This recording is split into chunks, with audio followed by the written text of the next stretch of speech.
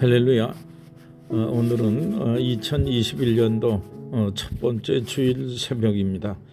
주님은 내 가운데서 복된 한 날을 열어가는 여러 성도들 되시기를 주님의 이름으로 축원합니다. 오늘 말씀은 요한일서 2장 1절에서 11절 말씀, 하나님을 아는 증거 형제 사랑이라고 하는 주제로 말씀을 전하고자 합니다. 성경을 먼저 봉독해 드리겠습니다. 요한일서 2장 1절에서 11절 말씀까지입니다. 나의 자녀들아, 내가 이것을 너희에게 쓰면 너희로 죄를 범하지 않게 하려 함이라. 만일 누가 죄를 범하여도 아버지 앞에서 우리에게 대언자가 있으니 곧 의로우신 예수 그리스도시라. 그는 우리 죄를 위한 화목 제물이니 우리만 위할 뿐 아니요 온 세상의 죄를 위하심이라.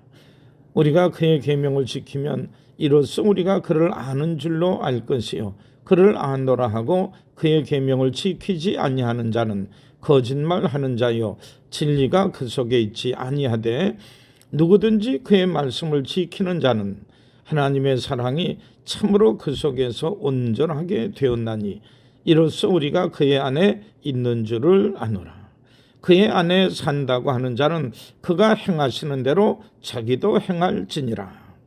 사랑하는 자들아, 내가 새 계명을 너희에게 쓰는 것이 아니라 너희가 처음부터 가진 옛 계명이니 이 옛 계명은 너희가 들은 바 말씀이거니와 다시 내가 너희에게 새 계명을 쓰노니 그에게와 너희에게도 참된 것이라.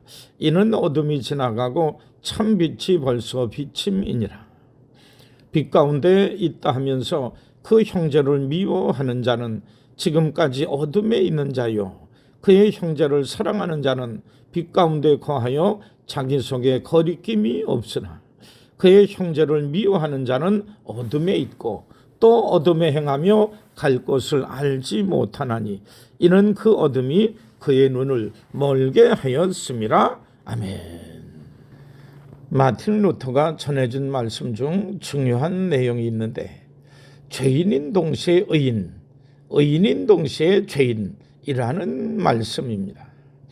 죄인이면 죄인이지 죄인인 동시에 의인이란 말이 무엇이냐고 말씀할 수 있으리라 생각합니다.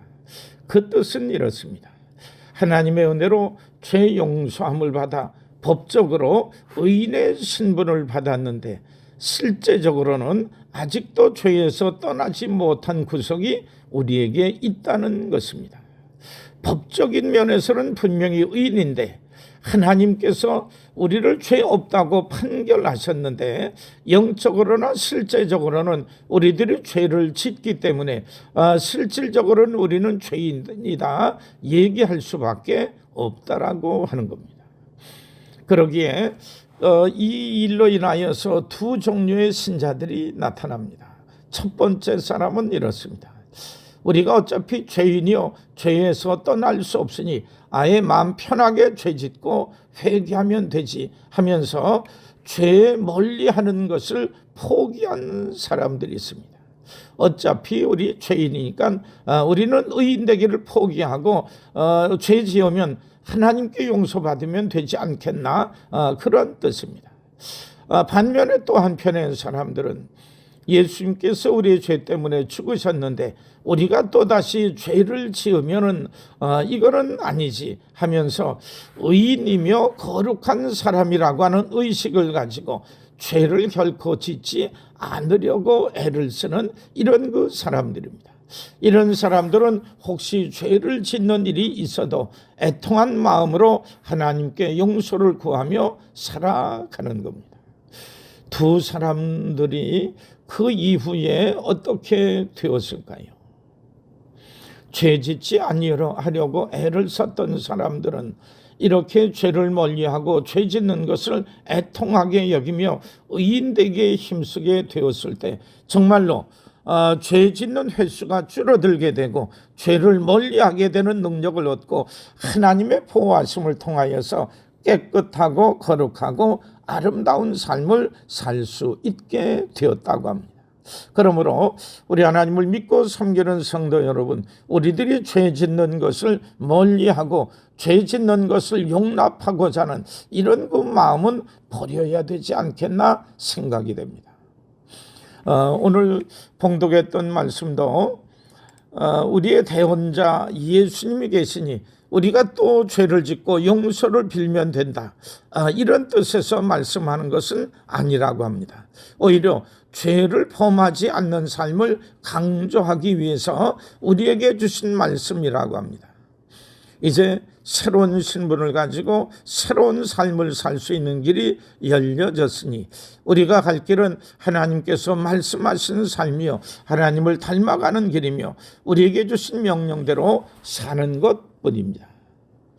하나님께서 기뻐하시는 성도는 무엇보다 하나님의 말씀과 계명대로 살기를 힘쓰는 사람일 것입니다.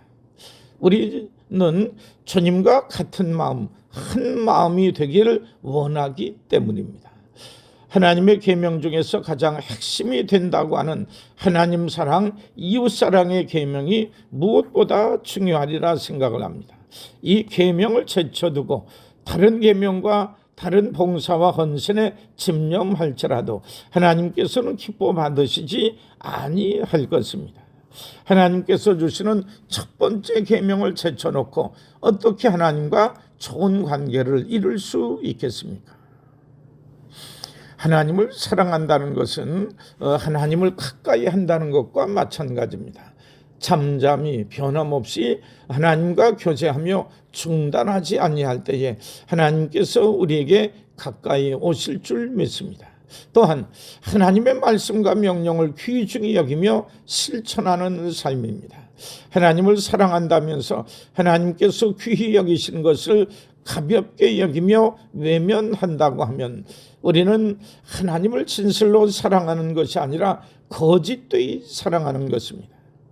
사랑하기에 우리가 섬기는 하나님의 모습과 성품, 하나님의 마음을 닮아가는 것입니다. 나를 불쌍히 여기시고 나의 오른편에서 그늘이 되어주셨던 것처럼 우리들도 연약함 속에 사는 사람들을 위해서 그리하게 될 때에 하나님께서 기뻐 받으실 것입니다.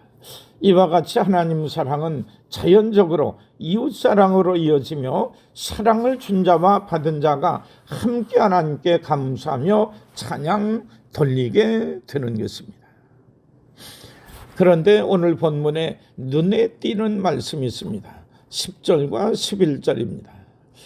그의 형제를 사랑하는 자는 빛 가운데 거하여 자기 속에 거리낌이 없으나 그의 형제를 미워하는 자는 어둠에 있고 또 어둠에 행하며 갈 곳을 알지 못하나니 이는 그 어둠이 그의 눈을 멀게 하였음이라. 형제를 사랑하는 사람은 거리낌도 없고 빛 가운데 거하기에 넘어질 일이 없는데 형제를 미워하는 사람은 어둠 속에 거하여 어디로 가는지도 모르고 가면서 넘어질 가능성이 많이 있게 되리라고 하는 겁니다. 사리 판단이 잘 안 된다고 할 수도 있습니다. 그 이유는 빛 대신 주님이 안 계시기 때문에 어둡기 때문입니다. 빛 대신 주님께서 계셔서 우리들의 잘못을, 우리들의 실수를, 우리들의 거리낌, 우리들의 앞길에 장애물이 무엇이 있는지를 밝히 보여주시는데 우리들이 빛 대신 주님께서 우리들의 삶 속에 같이 하지 아니하시니까 어떤 장애물과 어떤 문제와 어떤 잘못이 있는지 알지 못한 채 암흑 속에서 헤매는 것과 같은 삶을 살게 되는 겁니다. 우리가 형제를 사랑하지 않고 미워하면 우리 하나님께서 우리들의 심령과 삶에서 떠나시기에 우리들의 삶 속에 흑암이 깃들게 되리라고 하는 겁니다. 형제를 사랑하지 못하면 우리는 결함 있는 신앙생활을 할 수밖에 없을 것입니다. 이 숙제를 조만간에 해결해야 되겠지요. 오늘도 복된 하루 되시기를 주님의 이름으로 축원합니다. 우리 함께 기도하시겠습니다.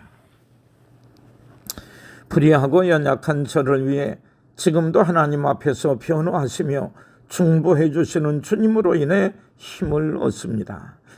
주님이 사랑하시는 영혼들을 사랑하고 주님이 미워하시는 죄악을 미워하도록 저를 도와 주옵소서.